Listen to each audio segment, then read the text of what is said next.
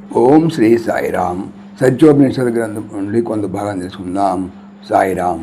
ప్రశ్న: జన్మాంతర వాసనలు ఉన్నాయంటారు, అవి ఎలాంటివి? బాబా: జన్మాంతర వాసనలు ఉన్నాయి, వాటి ప్రభావాలు కనిపిస్తూనే ఉంటాయి. ఉదాహరణకి, నువ్వు ఒక చోట అగరబత్తి తీయించినప్పుడు దాని సుగంధము దూరానికి కూడా చేరుతుంది కదా. అదేవిధంగా జన్మాంతర వాసనలు కూడా వెంటంటే వస్తాయి. ప్రశ్న: భగవాన్, పూర్వజన్మ వాసనలు ఈ జన్మలో ఉంటాయని ఎట్లా నమ్మేది?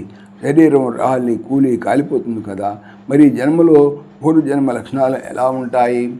బాబా: గత జన్మ సంస్కారాలు ఈ జన్మలో తప్పక ఉంటాయి. ఉత్తమ సంస్కారాలు సదాచార, సదాలోచన, సత్కర్మలతో కాలాన్ని పవిత్రంగా గావించుకుంటారు.